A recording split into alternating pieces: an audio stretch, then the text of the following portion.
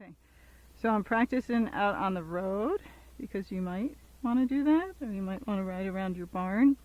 And so you could put this video on and I can talk you through it as you're doing it. So we're going to go downhill. So what I'm going to do is sit back. I'm sitting on my kind of seat pockets. Keep your legs out in front of you. Don't squeeze and hold on. You don't need to hold on with your legs. That'll just make them go faster. Get this bee away from me.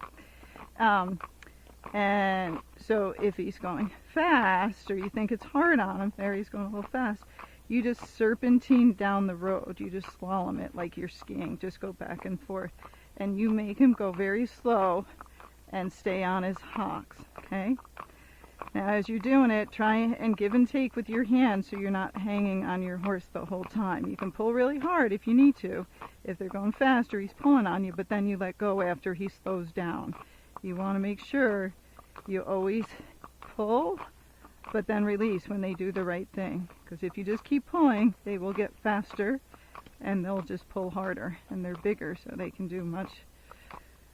They can pull a fair amount. Okay. So you're going to stay slow going down hills. You're going to slow down if there's a downhill and a gully and an uphill. Always stay completely slow until you're all the way through the gully and you're going uphill. And whoever you're riding with, you tell them when they go through gullies, stop at the bottom and then slowly walk up. Because if you're riding with them and they run down the thing and then run through the gully and up the hill, it'll make your horse want to run and then they get pacey. Okay? Alright, so we're going to do our flat walk. There we are. So head down, light pressure on the reins. 1, 2, 3, 4. 1, 2, 3, 4.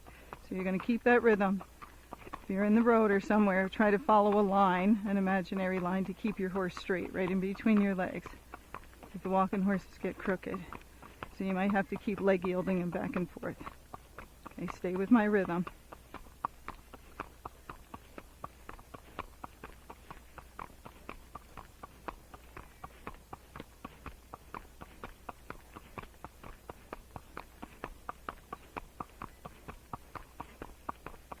So there you go, a little fast.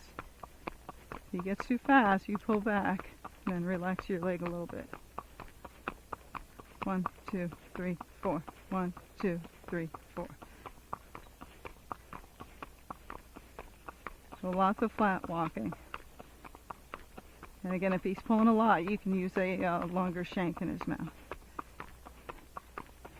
Or if you can't get his head down, because he puts it down pretty easy. So remember, this is your flat walk, at least for now.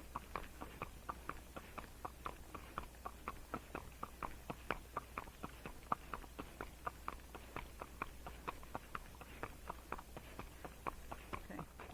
So now we're going to do the running walk. So always start with your flat walk, so you make sure you have the right rhythm. You can hear the 4 feet hitting the ground, and then all you're going to do is speed up a little. He might want to speed up a lot. You only speed up a little. Keep that rhythm. 1, 2, 3, 4. 1, 2, 3, 4. He's like, I want to rack, Lisa. No. 1, 2, 3, 4. 1, 2, 3. 1, 2, 3, 4.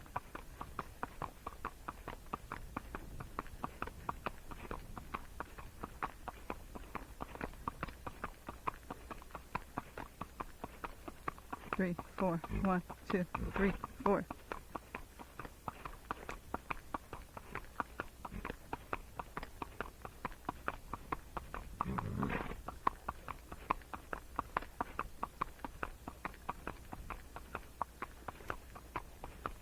You lost a little bit.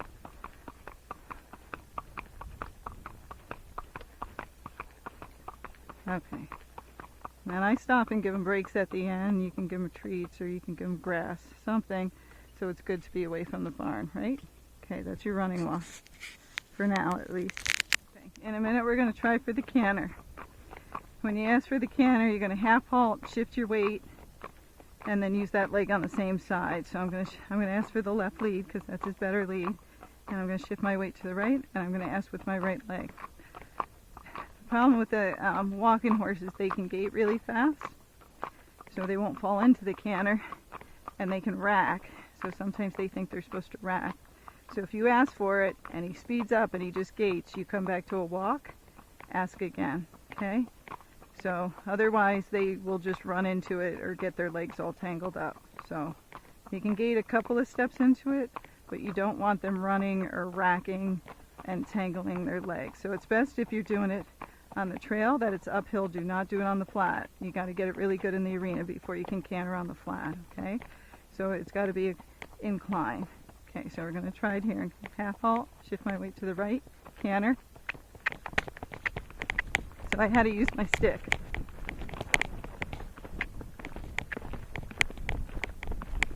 Go boy. So not great for the first one, but he wasn't expecting it because he kind of ran, gated, blah, blah, blah. He still made an effort. We haven't really cantered out here.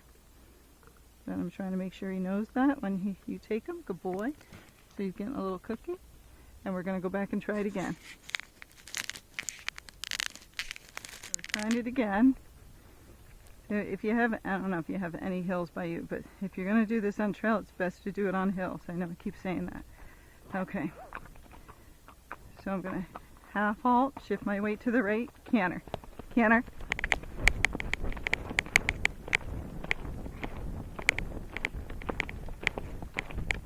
So it's fast. Go boy. Oh. And you see I'm cantering towards home, which is not the best thing to do, right? But we're going to do it again so it doesn't matter. So right now it's fast, and that's okay because first you got to get a real canter. You can't be gating and half cantering. And so if I got to jump him into it a little bit, I will. Stop complaining. He's like, it's hot. So hot. So if he yanks his head like that, you just yank it back. That's just him being just a little bit of a brat, like I don't want to do this. So we're going to do it one more time. So you're trying to make sure it's a true canter. So it can be fast and then you slow it down on the trail. But if you get a half canter, it's not a real canter. It's going to feel horrible. You're going to feel like you're going to throw up, and you'll be like, what are they talking about? Those horses have nice canters. They do, but sometimes first you have to go fast, get the canter on the trail, and then slow it down. Okay. But I always say the word, so when the person starts doing it, the horse has an idea. Okay, he thinks he's going to go canter. So he's getting his lead. So it was bumpy in the beginning because he was trying to figure out his lead. Go boy, walk. Good job. Okay, so now I don't want him to get all amped up. He gets a cookie for doing that. And then we're going to go back to our walk. Good boy, because we don't want to end it running towards home. Okay. But that was quite good. So the things they do in the beginning is they can be on the wrong lead or they swap their lead behind, so it'll feel bumpy. But he's figuring it out. So if you just keep going a couple of steps, he'll swap it.